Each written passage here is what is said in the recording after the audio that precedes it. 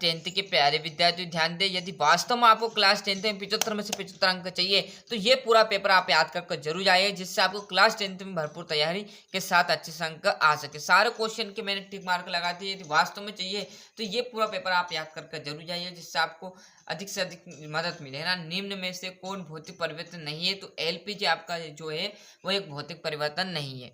दही में लैक्टिक अम्ल, जल का पीएच मान 7 आ जाएगा। मनुष्य के वक्र एक तंत्र का भाग है तो उत्सर्जन। पादप में जाइलम उत्तरदायित्व होता है तो जल का वहन द्वारा। तंत्रिका कोशिका को मध्य खाली स्थान को आप क्या कहते हैं, सिनेप्स कहा जाता है। क्लियर है। और यहाँ से आगे देखिएगा रिक्त स्थान, क्योंकि सारी चीजें आपको प्रोवाइड होगी, इसलिए आप चैनल पर एक्टिव रहिए, जिससे आपको पल पल पेपर डालेंगे और पल पल आपको प्राप्त हो जाए। रटना नहीं है, सब चीजें समझाएंगे जो भी पेपर आएगा उसके बारे में।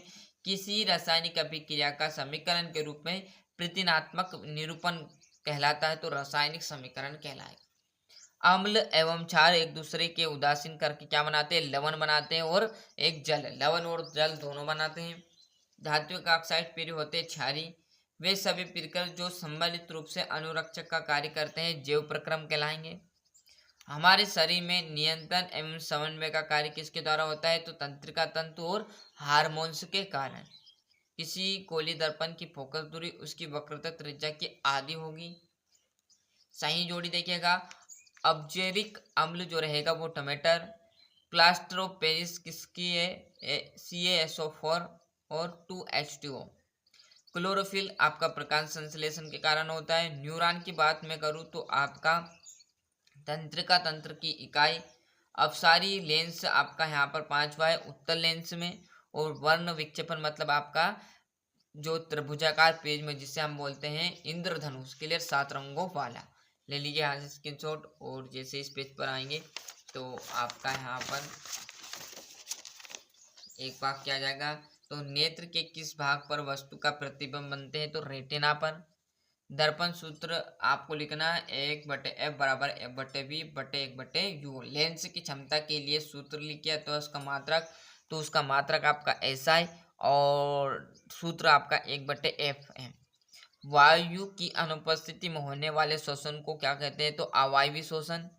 प्रतिवर्ती क्रिया को कौन नियंत्रित करता है, तो मेरुरज्जु। जब किसी यौगिक से ऑक्सीजन संयुक्त होती है तो अपचयन कहलाए। सत्यासत्य देखिएगा, शुद्ध जल का पीएच मान होगा तो 7, ना तो 7 से कम रहेगा ना 7 से ज्यादा। स्वस्थ मनुष्य के लिए स्पष्ट दृष्टि की न्यूनतम दूरी आपका 20 सेंटीमीटर। मुकुलन द्वारा आलेखित जनन यष्टि में पाया जाता है, बिल्कुल सत्य।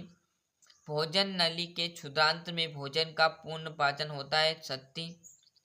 आघात वन्यता एवं तन्यता धातु का प्रमुख गुण है, सत्य। यहाँ से अच्छे से ले लीजिए स्क्रीनशॉट। और छठे क्वेश्चन से आपके 2-2 नंबर के, जैसे रासायनिक समीकरण से आप क्या समझते हैं, किसी संतुलन समीकरण का उदाहरण देना है। विस्थापन अभिक्रिया को संयोजन अभिक्रिया के विपरीत क्यों रखा जाता है। वायु से जलने से पूर्व मैग्नीशियम को रिबन से साफ क्यों किया जाता है। विकृता गंधिता को परिभाषित करिएगा। बड़े ही सिंपल और आसान तरीके से मैंने इन क्वेश्चनों को सोल्व कराया है। यदि आपको चाहिए तो यहाँ पर चैनल पर आपको अधिकतर क्वेश्चन मिल जाएंगे, पर जहाँ से आपने पढ़ाई की वहाँ से आप इन क्वेश्चनों को आप हाल फिलहाल में करोगे तो आपको जल्दी याद होगा। क्लियर है, कि आपने थोड़ा बहुत कुछ ना कुछ पहले पढ़ा होगा, जहाँ से 1-2 बार आप रिविजन करोगे उसमें आपको याद हो जाएगा। ये आपका 14वां। और जैसे यहाँ पर आएंगे तो आपका 15वां, उत्तल दर्पण के 2 उपयोग, ग्रे क्यों नहीं टिमटिमाते, वर्ण विक्षेपण। प्लास्टर ऑफ पेरिस को आर्द्र रोधी बर्तन में क्यों रखा जाना चाहिए, समीकरण सहित लिखिए। धमनी एवं शिरा में अंतर। अवतल दर्पण के कोई 3 उपयोग, प्रतिवर्ती चाप का नामांकित चित्र और ऊष्माक्षेपी तथा ऊष्माशोषी अभिक्रिया के आपको 2-2 उदाहरण। मानव के शोषण तंत्र का नामांकित आपको ये चित्र देना है।